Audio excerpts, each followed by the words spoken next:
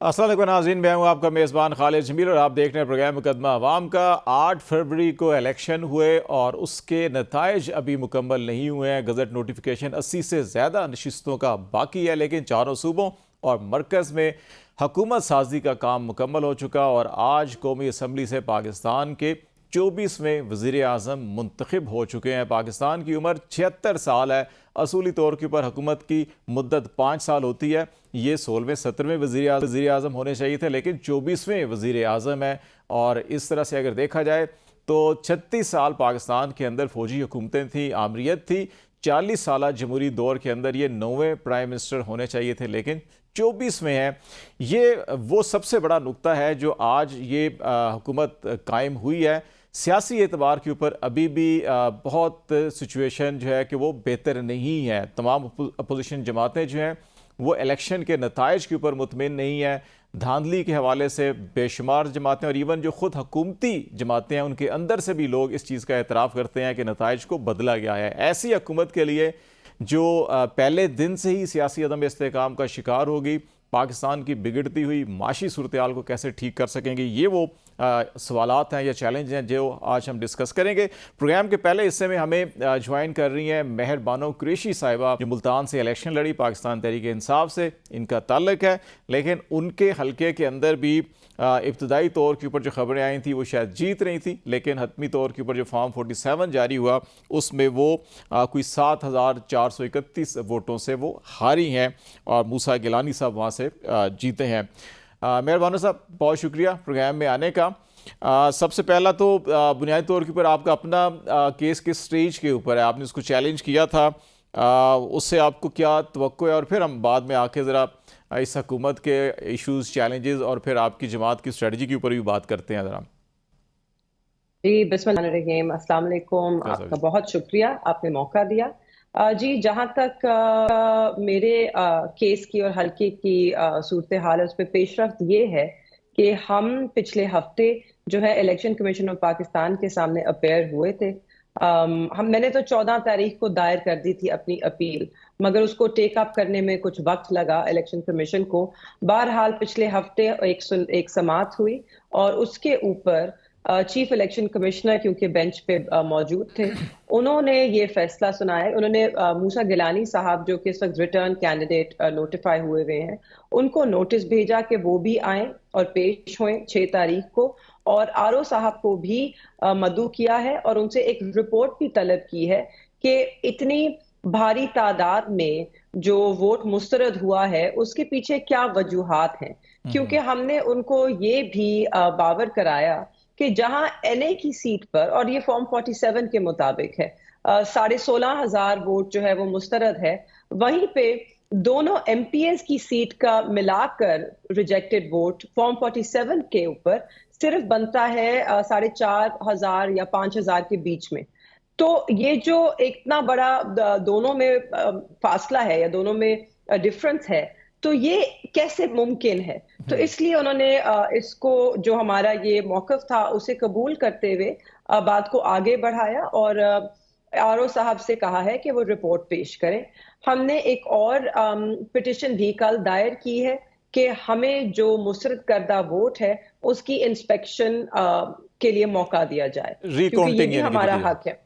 نہیں جی، اس کو ریکاؤنٹنگ نہیں کہتے، صرف جو ریجیکٹڈ ووٹ ہے نا 16,500 وہ دکھائیں، کیونکہ جو ہمارے پاس فارم 45 ہیں اور میرے پاس مکمل 100% فارم 45 موجود ہیں، ان میں اگر آپ کل ملا کر دیکھیں تو مسترد ووٹ کی تعداد 4,200، میں ایگزیکٹ نمبر بھول رہی ہوں، بٹ لیٹس سے 4,500 کے نیچے ہے۔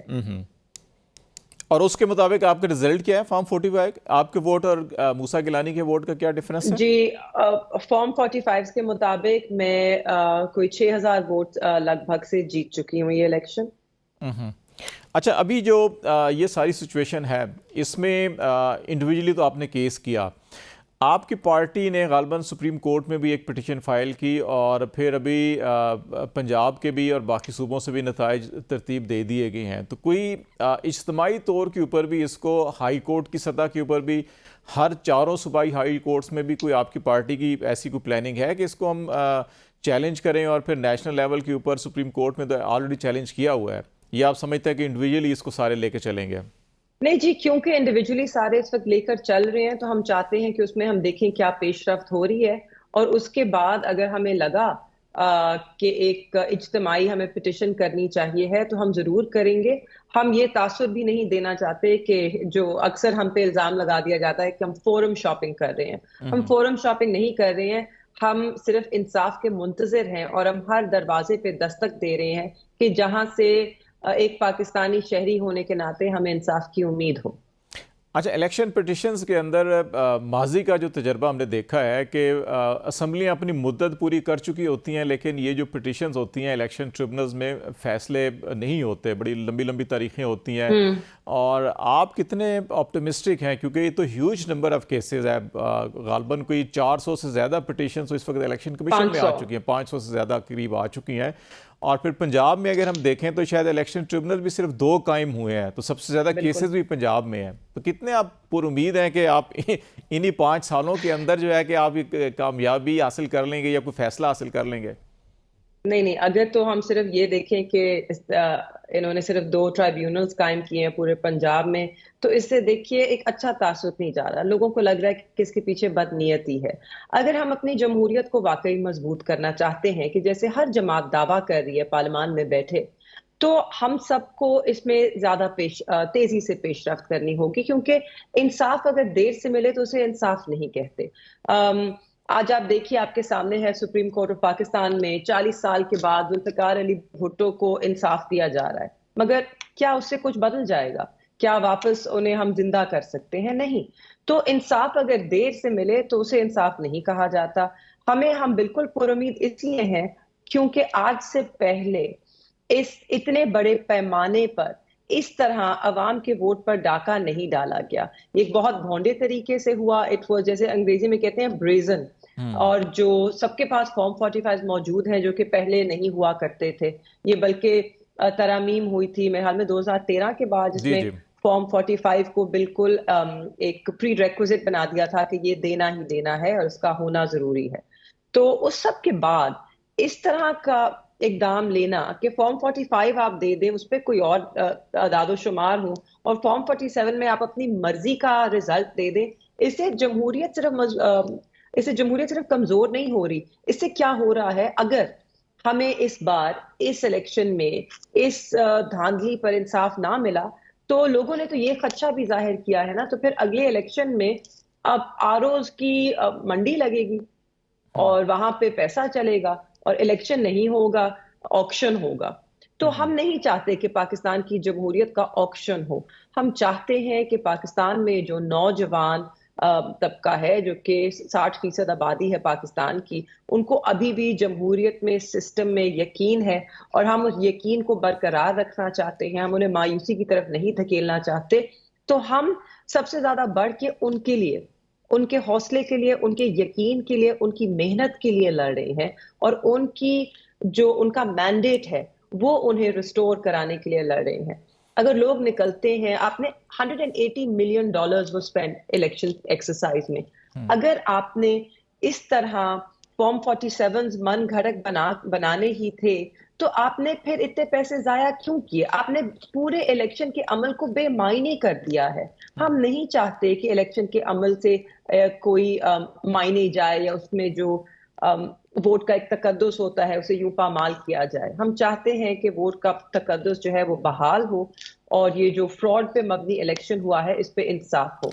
इज्तिमाई तौर के पर आप समझती नहीं है कि जैसे IMF को एक ख़त लिखा गया, उसके ऊपर तनकीद भी बहुत हो रही है, उसमें ये डिमांड की गई कि एटलीस्ट 30% जो है कि वो इलेक्शन नताइज का ऑडिट होना चाहिए। उसका जो मोबाइल से तस्वीर बनाई जाती है, जो प्रिजाइडिंग ऑफिसर्स फिर वो इलेक्शन कमीशन को भेजते हैं, उस डाटा के अंदर टाइम हर चीज़ आ जाती है, लोकेशन उसकी, तो बड़ा क्रेडिबल डाटा है वो। तो आप नहीं समझते कि अगर ये आपकी डिमांड पूरी नहीं हो रही तो आप कोई किसी कोर्ट से ये पिटिशन करके ऑर्डर लें कि जनाब एटलीस्ट इतना ये किया जाए, क्योंकि इसमें तो आपको बहुत टाइम लगेगा, आप 5 साल के अंदर ये रिजल्ट नहीं ले सकेंगे अपना। आप बिल्कुल ठीक कह रहे हैं, और अगर हमें लगा कि इस पे कोई पेशरफ्त नहीं हो रही है तो हम शायद ऐसे भी करें। बहुत से मुख्तलिफ فرق سجیشنز ہیں، حکمت عملی جو بھی ہم جس پہ فیصلہ کریں گے وہ متفقہ طور پہ ہی کریں گے. ابھی قبل از وقت ہوگا میرا کہنا کہ ہم کیا کرنے جا رہے ہیں اور کیا نہیں. مگر آپ نے بالکل درست فرمایا، اس طرح تو بہت سال لگ جائیں گے. اسی لیے ہم نے IMF کو یہ خط بھی لکھا کہ دیکھیے ہم یہ نہیں کہہ رہے آپ لون مت دیں، مگر مجھے بتائیے کہ عوام کے نام پر قرضہ ایسی حکومت لے سکتی ہے کہ جس نے عوام کا ووٹ نہ حاصل کیا ہو؟ اچھا، ایک چیز جو ہے کہ ہم پارلیمنٹ کے اندر بھی باہر بھی تمام جو اس وقت حکومت میں آ رہی ہیں جماعتیں، ان کا یہ کہنا ہے کہ جی کہ ٹھیک ہے ہر الیکشن ووٹ چوری ہوتا ہے، لیکن ہمیں جمہوریت کے لیے، ملک کے لیے، سیاسی معاشی استحکام کے لیے بیٹھ کے افہام و تفہیم کے ساتھ آگے چلنا چاہیے. تو آپ کی جو اسٹریٹجی ہے، ابھی تو جو پہلے 2-3 اجلاس ہوئے، ہم نے نیشنل اسمبلی بھی دیکھا، پنجاب اسمبلی میں تو شاید اتنا شدید احتجاج نہیں تھا، لیکن نیشنل اسمبلی میں کافی بڑا ایگریسو پروٹیسٹ ہے. اگر یہی چلتا رہا تو شاید حکومت آگے نہیں چل سکے گی، نظام آگے نہیں چل سکے گا. تو آپ کیا سمجھتے ہیں کہ کیا یہی اسٹریٹجی جاری رہنی چاہیے، یا ایک طرف اس کے اوپر بیٹھیں بات کریں اور دوسری طرف لیگل فورم استعمال کریں اپنے حق لینے کے لیے؟ ابھی تو آپ نے کہا کہ صرف لیگل فورم کے پیچھے رہیں گے تو 50 سال بھی گزر جائیں گے، ہمیں انصاف نہیں ملے گا. آپ نے خود اس بات کا اعتراف کیا. دیکھیے پارلیمان کے اندر ہم بالکل اپنا احتجاج کریں گے. آپ کون سی حکومت کو چلانا چاہتے ہیں؟ وہ حکومت جو اللیجٹمیٹ ہے، وہ حکومت جو فراڈ پہ مبنی ہے. پاکستان کے ساتھ دھوکہ ہو رہا ہے. آپ لوگ ہم پر ملبہ ڈال رہے ہیں کہ ہم چیزوں کو روک رہے ہیں، مگر دوسری طرف آپ یہ سوال پوچھئے کہ کیا اس حکومت کے پاس مینڈیٹ بھی ہے، اور اگر مینڈیٹ نہیں ہے تو پھر الیکشنز نہ کرواتے. اب یہی PDM حکومت ہے جو 16 مہینے پہلے تھی، تو اتنا ڈیلے جو کیا الیکشن پہ نہ کرواتے. اب کہہ دیتے کہ ہم پاکستان کے آئین کو مسترد کرتے ہیں، اس کو ٹوکری میں پھینکتے ہیں اور ہم اپنی مرضی کریں گے، کیونکہ ہو تو سب کی مرضی رہی ہے یہاں پر. ایک ایسی حکومت کو کیا چلانا جس کے پاس عوام کا اعتماد نہیں ہے نا. ڈیموکریسی کیا ہوتی ہے کہ لوگ عوام کا ووٹ، ان کا اعتماد حاصل کر کے آتے ہیں. آپ کے کانسٹیٹیوشن آئین کے پریامبل میں ہے کہ sovereignty belongs to Allah, to be exercised by parliament through the people chosen, through the chosen representatives of the people. تو یہ تو آپ کے آئین کی شروعات میں یہ لکھا ہے. تو اس وقت کیا عوام کے چوزن ریپرزینٹیٹیوز ہیں جو پارلیمان کو چلا رہے ہیں؟ جواب ہے نہیں. اس وقت پارلیمان میں گھس بیٹھے ہیں. there are aliens on the floor. ان کو حلف نہیں اٹھانا چاہیے تھا، کیونکہ ان کو عوام نے نامنیٹ نہیں کیا، عوام نے ان کو ووٹ نہیں دیا. اچھا، ایک چیز جو ہے کہ پنجاب اور بلوچستان کے KP اور بلوچستان کے حوالے سے ایک عمومی رائے یہ پائی جا رہی ہے کہ اچکزئی صاحب کو جو صدارتی امیدوار نامزد کیا، اس کا شاید مقصد یہ ہے کہ ان ایک صوبے میں اپنی حکومت اور دوسرے صوبے میں جو پختون ووٹ ہے یا بلوچ ووٹ ہے اس کو ساتھ ملا کے وفاق کے اوپر ایک اچھا خاصا پریشر کریٹ کیا جا سکے. تو آپ یہ سمجھتے ہیں کہ یہ اسٹریٹجی کارگر ثابت ہوگی آپ کی؟ جی، آپ لوگ ہم پہ ہمیشہ الزام لگاتے تھے کہ ہم کسی کی طرف ہاتھ نہیں بڑھاتے یا گفتگو نہیں کرتے یا کسی کو سیاست میں اپنے ساتھ لے کر نہیں چلتے، مگر آپ نے دیکھا کہ ہم لوگوں کو ساتھ لے کے چلنے کے لیے بالکل تیار ہیں، پرووائڈیڈ کہ وہ لوگ بھی اصول کا دامن تھامیں. صرف اقتدار پرستی کے پیچھے تو ہم لوگوں سے ہاتھ نہیں ملائیں گے، مگر جو اصولی موقف رکھے گا اور ہمارے ساتھ اصول پہ کھڑا ہوگا، آپ کے سامنے ہے، ہم ان کے ساتھ گفتگو بھی کر رہے ہیں، ان کو ساتھ بھی لے کر چل رہے ہیں. کیونکہ ہم کیا چاہتے ہیں؟ ہم چاہتے ہیں کہ یہ جو فیڈریشن ہے یہ مضبوط ہو، جمہوریت مضبوط ہو، آپ کا جو نظام ہے وہ مضبوط ہو، آپ کی انسٹیٹیوشنز ایک ایک ادارہ مضبوط ہو. یہ سب فراڈ کے ساتھ مضبوط نہیں کیا جا سکتا. یہ تبھی مضبوط ہوگا جب ملک میں انصاف ہوگا، جب عوام کی سنوائی ہوگی اور جب عوام کی رائے کی عزت کی جائے گی. آخری بڑا کوئکلی اس کا میں رسپانس چاہوں گا، لاسٹ منٹ ہے ہمارے پاس، کہ آپ کی جو کیسز ہیں، اڈیالہ جیل بھی جاتی رہی ہیں، عدالتوں کا موڈ آپ نے دیکھا ہے، ہائی کورٹ میں اپیلیں ہیں آپ شاہ محمود قریشی صاحب کے کیسز کی. آپ کتنی پر امید ہیں کہ کتنے وقت کے اندر ان کے فیصلے ہو جائیں گے، آپ کے حق میں ہوں گے یا نہیں؟ جی، وقت کا تو میں نہیں کہہ سکتی کہ کتنے وقت میں ہوں گے، مگر اسلام آباد ہائی کورٹ میں بہرحال جو اپیلز گئی ہیں خان صاحب کی اور شاہ محمود قریشی صاحب کی، دونوں اپیلز میں مجھے جو 2 جج صاحبان ہیں بینچ پہ، ایک تو چیف جسٹس ہیں آف دا ہائی کورٹ اور دوسرے میاں گل حسن اورنگزیب صاحب ہیں، ان دونوں کا رویہ مجھے بالکل اچھا لگا. وہ چاہتے ہیں کہ انصاف ہو ملک میں. پروسیکیوشن کی طرف سے بہانے بازی کی گئی, وہی پروسیکیوشن جو 36 بندہ لے کر اڈیالہ جیل کے اندر کھڑی ہوتی تھی پچھلے ہفتے, وہ اسلام آباد ہائی کورٹ میں پہنچے اور ایک بھی وکیل نہ تھا ان کے پاس. انہیں شاید دقت ہو رہی ہے کوئی وکیل کرنے میں. تو اس پہ دونوں جج صاحبان نے کہا کہ ہم نے آپ کو نوٹس اسی لیے دیا تھا کہ آپ ہفتے میں یہ تیاری کریں اور آپ پریزنٹ ہوں. بہرحال ان کو کچھ اور دن دیے گئے ہیں اور انہوں نے یہ کہا ہے کہ منگل کے دن اگلی سماعت ہوگی, چاہے پروسیکیوشن کی طرف سے ججز وکیل ہوں یا نہ ہوں, آرگیومنٹس ول کنٹینیو. تو میں بہت پر امید ہوں کہ ہمیں اسلام آباد ہائی کورٹ سے انصاف ملے گا, نہ صرف اس لیے پر اس لیے بھی کیونکہ ایک اوپن کورٹ میں ٹرائل ہوگا. اوپن کورٹ میں آپ دیکھیں گے کہ کتنا کمزور کیس ہے کہ جس کے اوپر 10 سال دونوں کو سزا دی گئی. آپ اس میں باقی تو شاخانہ کیس, عدت کیس, یہ سارے کیسز آپ دیکھیں گے ایک اوپن کورٹ میں, اور آپ خود ہنسیں گے سن کر کہ کس قسم کی آرگیومنٹس تھیں اور کیسا بھونڈا کیس بنایا ہے. تو ہم بالکل پر امید ہیں. اور بس جاتے جاتے میں ایک ہی جملہ آپ سے کہنا چاہوں گی کہ 1947 میں ہم آزاد ہوئے تھے, مگر آج فارم 47 سے ہم پھر غلامی کی طرف دھکیلے جا رہے ہیں.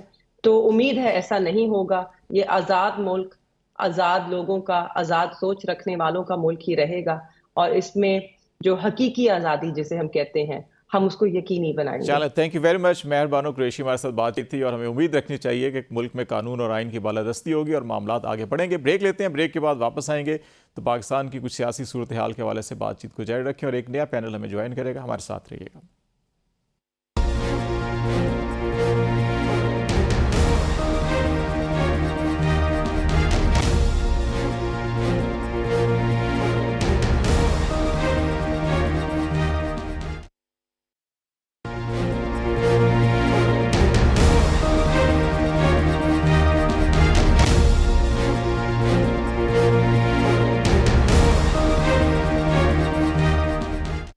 ویلکم بیک ناظرین. پاکستان میں حکومت سازی کا عمل مکمل ہو چکا. Prime minister of Pakistan Shehbaz Sharif صاحب منتخب ہوئے ہیں, 24ویں پاکستان کے وزیر اعظم ہیں.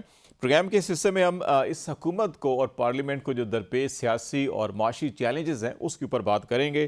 جہانگیر جدون صاحب ہمیں جوائن کر رہے ہیں جو سینئر قانون دان ہیں, اور اس کے ساتھ ساتھ بیرسٹر عامر حسن صاحب, آپ کا تعلق پاکستان پیپلز پارٹی سے ہے اور قانون کے شعبے سے وابستہ ہیں.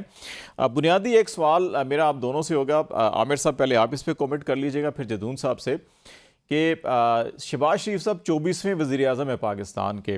پاکستان میں سب سے بڑا جو چیلنج رہا ہے جمہوری حکومتوں کو, وہ اپنی مدت کمپلیٹ نہیں کر سکی.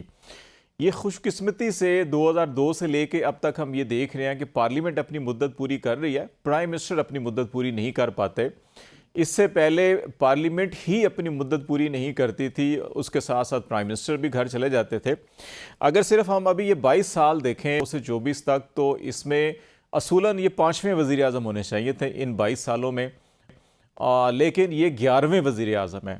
تو یہ جو سب سے بڑا چیلنج کہ آپ سمجھتے ہیں اس پارلیمنٹ اور اس حکومت کو یہ ہوگا, یا اس سے ہٹ کر بھی کوئی چیلنج ہوں گے؟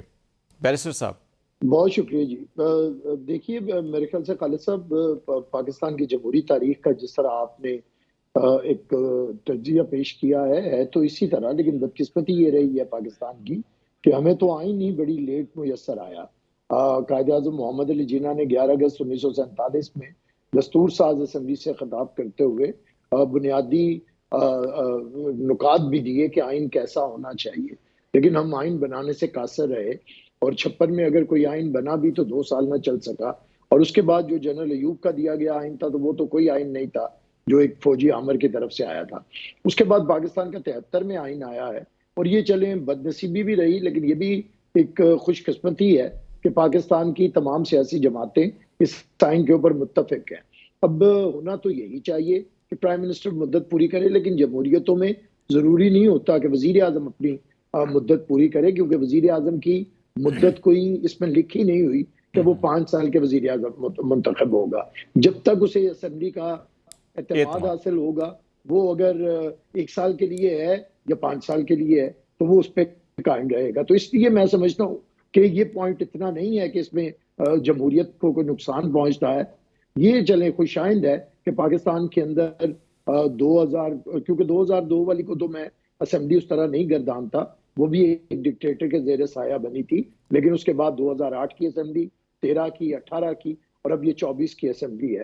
اس میں دھاندلی کے الزامات بھی لگے ہیں، تحفظات بھی رہے ہیں، لیکن اس کے باوجود ان اسمبلیوں نے اپنی مدت پوری کی ہے۔ تو ہم یہ سمجھتے ہیں کہ وزیر اعظم کے لیے، میں ایز اے پولیٹیکل ایکٹیوسٹ سمجھتا ہوں کہ اگر اسے اعتماد حاصل ہو ایوان کا تو ضرور اسے مدت پوری کرنی چاہیے۔ پھر پاکستان کے اندر ہم نے 2 سال پہلے یہ بھی دیکھا کہ پہلی دفعہ اسمبلی نے ایک وزیر اعظم کو آئینی طور پہ کسی عدالتی فیصلے سے نہیں، اسمبلی توڑنے سے نہیں، آئینی طور پہ، جو کہ آئین کے اندر تحریر ہے، عدم اعتماد کے ذریعے گھر بھیجا۔ تو یہ بھی ایک قدم تھا آگے بڑھنے کا۔ تو میں سمجھتا ہوں کہ جو آج کے مناظر جو تکلیف دہ تھے جمہوریت کے لیے، وہ ہمیں اسمبلی کے وقار کی طرف، یہ بد نصیبی ہے کہ ہم ایک دوسرے کی بات سنتے نہیں ہیں۔ اور اگر ہماری اسمبلیوں سے یہ پیغام جائے گا کہ ہم نے ایک دوسرے کی بات نہیں سننی، تو پھر میری بات سنیں کہ کیسے لوگ، یہ بڑا اہم نکتہ ہے بیرسٹر صاحب آپ کا، میں اس پہ بھی بات کروں گا، لیکن میں ایک بنیادی نکتہ جو میں نے اٹھایا تھا پارلیمنٹ کی مدت یا وزیر اعظم کی، میں ایگری کر رہا ہوں آپ کے، ایک عدم اعتماد سے گئے اور وہ جینون کیس تھا، لیکن اس سے پہلے 2013 والی اور 2008 کی اسمبلی میں عدالتوں کے ذریعے، سزاؤں کے ذریعے پرائم منسٹر گئے۔ اس سے پہلے اسی قسم کے الزامات لگا کے صدر 58(2) بھی استعمال کیا کرتے تھے، لیکن اس دفعہ کوئی اور راستہ اپنایا۔ جدون صاحب، آپ، وہی میرا بنیادی سوال یہ ہے کہ اصولی طور کے اوپر تو 22 سال میں یہ 5واں وزیر اعظم ہونا چاہیے تھا اور 11واں ہے، لیکن میں تھوڑا سا پیچھے اور لیے چلتا ہوں آپ کو۔ عامر صاحب نے اس تناظر میں بات کی کہ 76 سال پاکستان کی عمر ہے اور اس اعتبار سے یہ 16ویں وزیر اعظم ہونے چاہیے تھے، لیکن اس میں سے 36 سال فوجی ادوار تھے، تو 40 سال سیاسی ادوار ہوئے۔ ان 40 سالوں میں اگر ہم دیکھیں تو 9واں پرائم منسٹر یہ ہونا چاہیے تھا، لیکن ہم 24واں پرائم منسٹر ہم دیکھ رہے ہیں۔ تو یہ جو بنیادی چیلنج ہماری جمہوریت کو ہے کہ پارلیمنٹ تو چلیں ابھی اپنی مدت پوری کر رہی ہے کسی نہ کسی طور کے اوپر، لیکن پرائم منسٹرز کو ایسے ایسے فیصلوں سے، ایسے ایسے طریقوں سے گھر بھیجا جاتا ہے جو اصولی طور کے اوپر نہیں ہونے چاہیے۔ تو یہ اس پارلیمنٹ اور اس حکومت کے چیلنج کو آپ سامنے رکھ کر جو ہے کہ کیا سمجھتے ہیں کہ اس کے 5 سال کیسے ہوں گے؟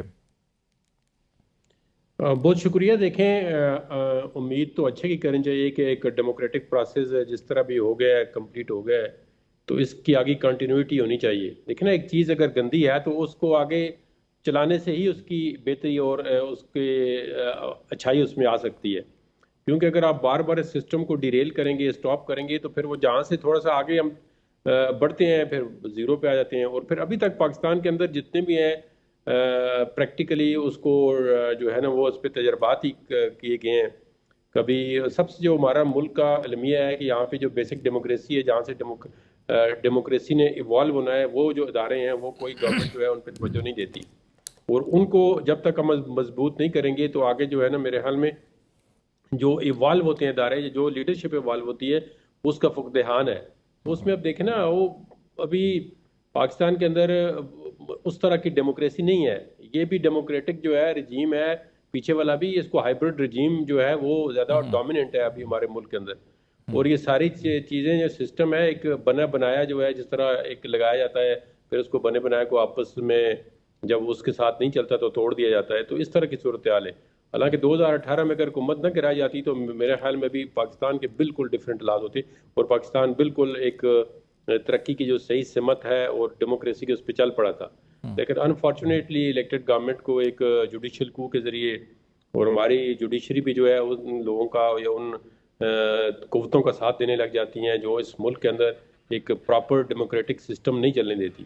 اور وہ اس لیے نہیں چلنے دیتی کہ جب ڈیموکریسی مضبوط ہوگی، جب پارلیمنٹ مضبوط ہوگی، تو ان کے پاس پاور جو ہے وہ کمزور ہو جائے گی، ان کے پاس طاقت نہیں رہے گی۔ وہ ابھی طاقت کی لڑائی ہے۔ دیکھیں نا، یہ پاور جو ہے، پاور پالیٹکس اسی کی کہتے ہیں نا کہ پاور کی گیم ہے۔ پاور اصل میں تو پاور لوگوں کے پاس ہے کہ لوگوں کے چوزن ریپرزنٹیٹیو جو ہے وہ ایکسرسائز کریں۔ آئین تو ہمارا یہ کہتا ہے، دستور کا جو بیانیہ ہے، جو اس کو پریمبل ہے، اس میں تو یہ ہے کہ chosen representative of the people will exercise their power, جو سیکرڈ ٹرسٹ ہے اللہ کی طرف سے۔ لیکن اس میں ہوتا یہ ہے کہ ہماری جتنی بھی ڈیموکریسی ہے اس کو ڈائلیوٹ کر دیا جاتا ہے، اس کے جو پاورز ہیں پارلیمنٹ کے، اس کو ڈائلیوٹ کر دیا جاتا ہے۔ پچھلے دور حکومت میں بھی آپ کو پتا ہے، ایک لوگوں کے نام لے کے کہتے تھے کہ ہم، ایک جو ایکس پرائم منسٹر ہیں ابھی جیل میں، وہ کہہ رہے تھے جی کہ ہمیں تو بندے لا کے دیے جاتے ہیں, بجٹ نہیں منظور ہوتا. جب آپ پارلیمنٹ کے ساتھ یہ مذاق بنائیں گے, چاہے اب بنائیں چاہے اس وقت, تو پھر پارلیمنٹ مضبوط نہیں ہوگی. تو تمام پولیٹیکل پارٹیز کو چاہیے, آج آپ نے دیکھا ہے وہاں پہ کیا دنگل مچا ہوا تھا, چور چور چور, بس ایک ہی نعرہ چل رہا ہے, کوئی گھڑی چور کوئی چور. اب اس طرح دیکھیں نا, یہ اس کو آپ نے اتنا گندا کر دیا ہے پارلیمنٹ کو کہ اس کی کوئی سینکٹیٹی نہیں ہے. اس میں کبھی جوتے لہرا رہے ہیں, کبھی جوتے لہرا رہے ہیں, کبھی نعرہ بازی کر رہے ہیں, کبھی تصویریں لے کے آ رہے ہیں. جب تک پارلیمنٹیرین اپنے ادارے کی رسپیکٹ نہیں کریں گے, اور اس کے اندر جو دوسری قوتیں ہیں جن کا کام نہیں ہے وہ اپنا ہاتھ نہیں کھینچیں گی, وہ اس میں انٹرفیئرنس کرتی رہے گی, تو تب تک تو ایسے ہی حالات رہیں گے. اچھا, جو آپ نے جس نقطے کی نشاندہی کی, عامر صاحب بھی یہی بات کر رہے تھے, اور اس کے پیچھے جو بنیادی وجہ ہے وہ ایک تو یہ ہے کہ وہ فارم 47 کا تنازع, دوسرا الیکشن کمیشن ابھی تک مکمل نتائج جو ہیں وہ اعلان نہیں کر پایا. کوئی 80 سے زیادہ سیٹیں جو ہیں وہ نیشنل اسمبلی اور صوبائی اسمبلی کی جو ہیں ان کے ابھی نوٹیفیکیشن ہونا باقی ہیں, اور غالباً کو 10-11 جو ہیں سینٹ کی نشستیں خالی ہیں. یہ جو 90 کے قریب نشستیں خالی ہیں اور حکومت سازی مکمل ہو چکی ہے, اور صدارتی الیکشن ہونے جا رہے ہیں 9 مارچ کو, اور یہ 90 ووٹ بڑے اہم ترین ووٹ ہیں. جب آپ صدر مملکت کا انتخاب کر رہے ہیں, ریاست کا سربراہ ہوتا ہے, اور اس میں 90 لوگ نہ ہوں, تو ایسے حالات کے اندر آپ سمجھتے ہیں کہ جو آلریڈی پہلے ایک ذرا پولیٹیکلی ہاسٹائل سچویشن تھی, جہاں پہ ایک الزام لگ رہے ہیں کہ الیکشن چوری ہو گیا یا تبدیل ہو گئے نتائج, اور دوسری طرف کمپلیٹ بھی نہیں ہے, تو الیکشن کمیشن کو بھی تھوڑا سا ذرا کوئک اپنا رسپانس کرنا چاہیے. اس کی بھی الیکشن ایکٹ کے تحت کچھ رسپانسبلٹیز ہیں, ٹائم لائنز ہیں, وہ اس کو فلفل نہیں کر رہا. تو یہ اس کے اوپر ذرا جلدی میں مٹی کا تیل نہیں کر رہے الیکشن کمیشن کا جو کنڈکٹ ہے؟ جدون صاحب آپ بھی, پھر ذرا عامر صاحب اس پہ آپ بھی کر لیجیے گا. دیکھیں نا, الیکشن کمیشن جو ہے ایک آئینی ادارہ ہے, اور اس کا کام ہی الیکشن کرانا ہے, اور صرف الیکشن ہی کرانا بلکہ الیکشن ٹرانسپیرنٹ ہو اور فیئر اینڈ فری ہو, اور جو لا ہے الیکشن ایکٹ کا اس میں سارے قومی اسمبلی بھی ہے, سینٹ بھی ہے, پروونشل اسمبلیز بھی ہیں, ان کا کام جو ہے وہ اس کو کرانا ہے. اب جب الیکشن کمیشن جو ہے اس کی فل اٹانومی نہیں ہوگی, فلی انڈیپینڈنٹ نہیں ہوگا, اس کے اندر کوئی انٹرفیئرنس ہوگی. دیکھیں نا, اب الیکشن کمیشن یہ جو ابھی الیکشن ہوئے ہیں تو اس میں کنیکٹیوٹی یہ کس نے بند کی ہے؟ الیکشن کمیشن کو تو پتہ ہی نہیں ہے. الیکشن کمیشن نے تو نہیں کہا تھا کہ آپ کی جو موبائل سروس ہے یہ نہیں ہونی چاہیے, یا دور دراز کے جو علاقے تھے ان کے رزلٹ جو افیکٹ ہوئے ہیں یا اس کے اندر کوئی پرابلم پیش آئے ہیں, تو الیکشن کمیشن کو جب تک اپنی پاور جو ہے آئین کے اندر جو ان کو دی گئی ہیں وہ فلی ایکسرسائز, جس طرح میں نے ابھی بات کی نا, ایک اداروں کو چلنے نہیں دیا جا رہا. جب آپ اداروں کو وہ انڈیپینڈنٹلی نہیں چلنے دیں گے, پھر اس ملک کے اندر کون سی جو ہے آپ جمہوری روایات کی بات کرتے ہیں, جمہوریت کی بات کرتے ہیں, اور یہ کسی ایک پارٹی کو آپ بلیم نہیں کر سکتے کہ اس کی وجہ سے. یہ تو پوری ہسٹری جو آپ نے ابھی انٹرو دیا ہے, جی اتنے عرصہ پرائم منسٹر ہونا چاہیے, اتنا یہ ہونا چاہیے, اتنا مارشل لا تھا, تو وہ ابھی دیکھیں نا, ایک مارشل لا کا ڈکٹیٹر تھا, اس کو سب نے کہا جی آرٹیکل 6 ابھی کہتے ہیں, ہر لفظ کے ساتھ بعض اوقات کہتے ہیں آرٹیکل 6, اس پہ آرٹیکل 6 لگا, اس کو آج دن تک سزا نہیں ہوئی, نہ ہی ان کے ادارے نے اس کو سزا ہونے دی ہے. تو اس کی وہاں سے ڈیڈ باڈی آئی ہے, وہ آ کے دفناک, وہ ڈیڈ باڈی کو بھی پھر انہوں نے اپنی مرضی سے پروٹوکول دیا ہے. تو جب اس طرح آپ کے ملک کے ساتھ کھلواڑ ہوتا جائے گا, آئین کے ساتھ اور جمہوریت کے ساتھ, تو پھر ادارے جو ہے مضبوط نہیں ہوں گے تو ملک آگے ترقی نہیں کر سکتا. انڈیا کی مثال دیکھیں, اس کے پاس $600 بلین کے ریزرو ہیں, اور پاکستان کے اندر $2 بلین کے ریزرو ہی آپ کے پاس اپنے نہیں ہیں, باقی سارے دوستوں کے رکھے ہوئے ہیں یہاں پہ. پاکستان کے جو حالات ہیں ان کو آپ انتہائی گمبھیر ہیں, فائنینشلی جو ہے ہم مطلب کسی آپ اپنے سراؤنڈنگ کسی کنٹری میں مقابلہ کرنے سے قاصر ہے نہیں ہے. یہی وہ چیلنج ہے. افغانستان کے اندر دیکھیں ڈالر کی کیا پوزیشن ہے, افغانستان کے اندر کیا ہے, وہاں کی انفراسٹرکچر دیکھیں, لیکن اس کے ڈالر کو دیکھیں. تو یہ تو ہمیں یہ لوگ میرے خیال میں جو انٹرفیئرنس کرتی ہے اس بات کو نہیں سوچتے کہ یار یہ کیا حالات بنائے جا رہے ہیں, اور اس کے ساتھ آگے اور یہی وجہ کہ پاکستان کو ریورس گیئر لگتا ہے ہر 4-5 سال کے بعد. وہ ذاتی طور پہ امیر ہو, ذاتی طور پہ دولت اس کے پاس ہو, لیکن ملک کے لیے نہیں سوچ رہے, نہیں آ سکتے. عامر صاحب, آپ نہیں سمجھتے کہ یہ جو ایوان کے اندر اتنی دھینگا مشتی مچی ہوئی ہے, بنیادی وجہ اس کی الیکشن مینڈیٹ کی بات ہو رہی ہے, لیکن یہی جو 80-90 سیٹیں ابھی جن کے اوپر انہوں نے ریزرو سیٹوں کو اناؤنس کرنا ہے, اگر وہ ٹائملی کر دیں, چاہے دینی ہے نہیں دینی, کسی اور کو دینی ہے, لیکن وہ لوگ آ کے اپنے قائد ایوان کے لیے, اور ایون اب پریزیڈنٹ کا الیکشن ہونا ہے, آپ کی پارٹی نے بھی خط لکھا ہے الیکشن کمیشن کو, تو اس کو ٹائملی کرنا چاہیے تاکہ کچھ نہ کچھ سچویشن تو نارمل ہوتی ہے, لیکن شاید ہمارے ادارے بھی کچھ اپنا وہ کردار ادا نہیں کر رہے جو توقع کی جاتی ہے ان سے کرنا چاہیے. آئین اور قانون تو پابند کرتا ہے ان کو. الیکشن کمیشن آف پاکستان کی ایک ہی ڈیوٹی ہے کہ الیکشن کروانا, اور 5 سال وہ سارے لوگ یہ انتخابات کے لیے ہی ساروں کو حکومت اور ریاست نے رکھا ہوا ہے. تو میں سمجھتا ہوں کہ شفاف انتخابات کرانا ان کی ذمہ داری ہے. اس کے ساتھ ساتھ اگر یہاں پہ اگر کوئی ضمنی انتخابات ہوتے ہیں یا سیٹس خالی ہوتی ہیں انہیں فوری طور پہ پر کرنا چاہیے. اور جہاں تک آپ نے مخصوص سیٹوں کا کہا وہ بھی بہتر تو یہی ہے کہ الیکشن کمیشن کو اس کا فیصلہ کرنا چاہیے. جو بھی کرنا چاہیے. یہ صورتحال پہلی دفعہ ایسی پیدا ہوئی ہے لیکن بہرحال جو بھی پیدا ہو اس پہ فیصلے پہ اتنا ڈیلے جو ہوتا ہے وہ صورتحال کو مزید گمبھیر بناتا ہے اور سیاسی تذبذب جو ہے وہ سیاسی عدم استحکام کی طرف لے کے جاتا ہے. تو میں اسے ایگری کرتا ہوں آپ کی بات سے کہ انہیں یہ فیصلہ کر لینا چاہیے تھا. لیکن اس کے باوجود صدارتی الیکشن تو اب ضرورت ہے کیونکہ پہلے ہی صدر صاحب اپنی مدت سے زیادہ 6-7 مہینے گزار چکے ہیں. تو صدر کیا الیکشن اور پھر صدر پاکستان جس طرح کام کر رہے ہیں رکاوٹ پیدا کر رہے ہیں ہر معاملے کے اندر تو اس سے بھی ضرورت ہے کہ فوری طور پہ جو صدر چنا جائے نئے اسمبلی سے. تو میں سمجھتا ہوں دیکھیے ایک بات جو بہت ضروری ہے خالد صاحب یہ ساری چیزیں ہم چاہتے ہیں کہ ثمرات ہمیں جمہوریت کے وہ والے ملیں جو شاید بڑے بڑے جمہوری ملکوں کو بھی شاید نہ مل سکے ہوں. ثمرات ہم وہ چاہتے ہیں لیکن اپنے آپ کو جمہوری طور پہ نہ تو ہم مانگ کیا ہے جمہوریت کے ساتھ نہ مائنڈ سیٹ ہم نے اپنا جمہوری بنایا ہے. میری جمہوریت اتنی ہے کہ اگر میری حکومت ہے تو پھر یہ جمہوریت مجھے چاہیے اور اگر میری حکومت نہیں ہے تو پھر مجھے جمہوریت نہیں چاہیے. اگر میرے لیے 2018 میں دھاندلی کی جائے تو پھر میں کہتا ہوں کہ باقیوں کو ختم کر دیا جائے اور جب میں سمجھوں کہ میرے خلاف ہے آج دھاندلی ہو گئی ہے تو پھر میں ملک بھی نہ چلنے دوں ریاست بھی نہ چلنے دوں. کبھی میں کہتا تھا کہ IMF کے پاس اگر میں جاؤں گا تو اس سے بہتر ہے کہ میں خودکشی کر لوں یعنی میں قرضہ لینے نہیں جاؤں گا. آج آپ ان سے مدد مانگنے جا رہے ہیں ان سے انٹرفیئر کرنے کا کہہ رہے ہیں. تو دیکھیے یہ دورے رویے ہیں جمہوری مائنڈ سیٹ. اس میں خالد صاحب میں ایک ضروری چیز کہنا چاہتا ہوں. جی پیپلز پارٹی کا رویہ آپ دیکھیں پچھلی 5-6 دہائیوں کے اندر ہم وزیر اعظم تھے ہمیں 17 سیٹوں پہ لایا ہم نے جمہوریت رکھا. محترمہ بے نظیر بھٹو نے ہمیشہ گفت و شنید کی ہے گفتگو کی ہے. پارلیمنٹ کے اندر ہم نے ایک دوسرے کو سنا ہے. اگر آپ پارلیمنٹ کے اندر ایک دوسرے کو نہیں سنیں گے تو پھر لوگوں کے اندر بھی نیچے نفرت آئے گی تقسیم آئے گی عدم برداشت آئے گی.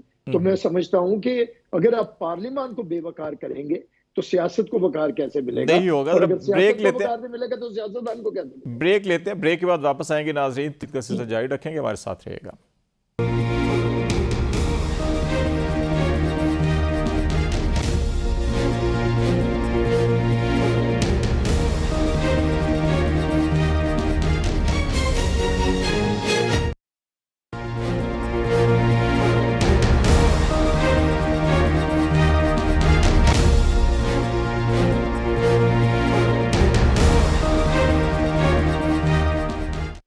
ویلکم بیک ناظرین. پاکستان میں حکومت سازی کا عمل مکمل ہو چکا. Prime minister of Pakistan Shehbaz Sharif صاحب منتخب ہوئے ہیں. 24ویں پاکستان کے وزیر اعظم ہیں.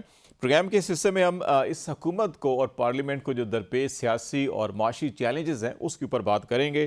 جہانگیر جدون صاحب ہمیں جوائن کر رہے ہیں جو سینئر قانون دان ہیں اور اس کے ساتھ ساتھ بیرسٹر عامر حسن صاحب آپ کا تعلق پاکستان پیپلز پارٹی سے ہے اور قانون کے شعبے سے وابستہ ہیں. بنیادی ایک سوال میرا آپ دونوں سے ہوگا. عامر صاحب پہلے آپ اس پہ کومنٹ کر لیجئے گا پھر جدون صاحب سے کہ شہباز شریف صاحب 24ویں وزیر اعظم ہیں پاکستان کے. پاکستان میں سب سے بڑا جو چیلنج رہا ہے جمہوری حکومتوں کو وہ اپنی مدت کمپلیٹ نہیں کر سکی. یہ خوش قسمتی سے 2002 سے لے کے اب تک ہم یہ دیکھ رہے ہیں کہ پارلیمنٹ اپنی مدت پوری کر رہی ہے پرائم منسٹر اپنی مدت پوری نہیں کر پاتے. اس سے پہلے پارلیمنٹ ہی اپنی مدت پوری نہیں کرتی تھی اس کے ساتھ ساتھ پرائم منسٹر بھی گھر چلے جاتے تھے. اگر صرف ہم ابھی یہ 22 سال دیکھیں اسے 24 تک تو اس میں اصولاً یہ 5ویں وزیر اعظم ہونے چاہیے تھے ان 22 سالوں میں لیکن یہ 11ویں وزیر اعظم ہیں. تو یہ جو سب سے بڑا چیلنج کہ آپ سمجھتے ہیں اس پارلیمنٹ اور اس حکومت کو یہ ہوگا یا اس سے ہٹ کر بھی کوئی چیلنج ہوں گے؟ بیرسٹر صاحب. بہت شکریہ جی. دیکھیے میرے خیال سے خالد صاحب پاکستان کی جمہوری تاریخ کا جس طرح آپ نے ایک تجزیہ پیش کیا ہے تو اسی طرح لیکن بدقسمتی یہ رہی ہے پاکستان کی کہ ہمیں تو آئین ہی بڑی لیٹ میسر آیا. قائد اعظم محمد علی جناح نے 11 اگست 1947 میں دستور ساز اسمبلی سے خطاب کرتے ہوئے بنیادی نکات بھی دیے کہ آئین کیسا ہونا چاہیے، لیکن ہم آئین بنانے سے قاصر رہے، اور 56 میں اگر کوئی آئین بنا بھی تو 2 سال نہ چل سکا، اور اس کے بعد جو جنرل ایوب کا دیا گیا آئین تھا تو وہ تو کوئی آئین نہیں تھا، جو ایک فوجی آمر کی طرف سے آیا تھا۔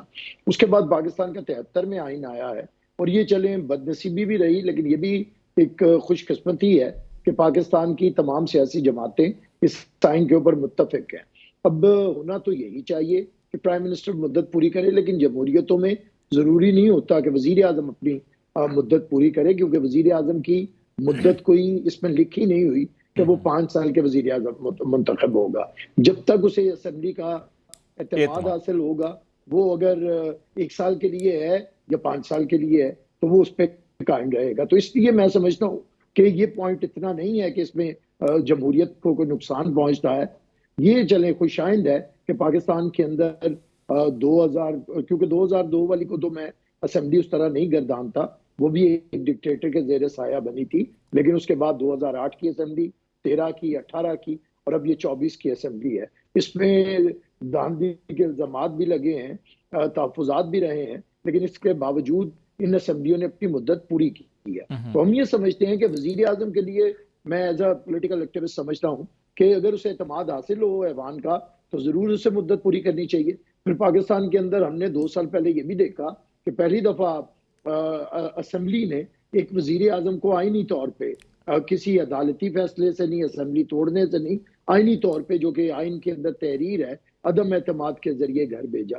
تو یہ بھی ایک قدم تھا آگے بڑھنے کا۔ تو میں سمجھتا ہوں کہ جو آج کے مناظر جو تکلیف دہ تھے جمہوریت کے لیے، وہ ہمیں اسمبلی کے وقار کی طرف، یہ بد نصیبی ہے کہ ہم ایک دوسرے کی بات سنتے نہیں ہیں، اور اگر ہماری اسمبلیوں سے یہ پیغام جائے گا کہ ہم نے ایک دوسرے کی بات نہیں سننی، تو پھر میری بات سنیں کہ کیسے لوگ یہ بڑا اہم نقطہ ہے بیرسٹر صاحب آپ کا، میں اس پہ بھی بات کروں گا، لیکن میں ایک بنیادی نقطہ جو میں نے اٹھایا تھا پارلیمنٹ کی مدت یا وزیر اعظم کی، میں ایگری کر رہا ہوں آپ کے، ایک عدم اعتماد سے گئے اور وہ جینون کیس تھا، لیکن اس سے پہلے 2013 والی اور 2008 کی اسمبلی میں عدالتوں کے ذریعے، سزاؤں کے ذریعے پرائم منسٹر گئے۔ اس سے پہلے اسی قسم کے الزامات لگا کے صدر 58(2) بھی استعمال کیا کرتے تھے، لیکن اس دفعہ کوئی اور راستہ اپنایا۔ جدون صاحب، آپ وہی میرا بنیادی سوال یہ ہے کہ اصولی طور کے اوپر تو 22 سال میں یہ 5واں وزیر اعظم ہونا چاہیے تھا اور 11واں ہے، لیکن میں تھوڑا سا پیچھے اور لیے چلتا ہوں آپ کو۔ عامر صاحب نے اس تناظر میں بات کی کہ 76 سال پاکستان کی عمر ہے،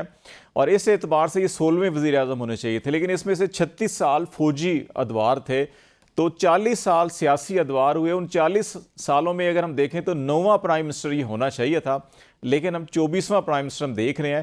تو یہ جو بنیادی چیلنج ہماری جمہوریت کو ہے کہ پارلیمنٹ تو چلیں ابھی اپنی مدت پوری کر رہی ہے کسی نہ کسی طور کے اوپر، لیکن پرائم منسٹرز کو ایسے ایسے فیصلوں سے، ایسے ایسے طریقوں سے گھر بھیجا جاتا ہے جو اصولی طور کے اوپر نہیں ہونے چاہیے۔ تو یہ اس پارلیمنٹ اور اس حکومت کے چیلنج کو آپ سامنے رکھ کر جو ہے کہ کیا سمجھتے ہیں کہ اس کے 5 سال کیسے ہوں گے؟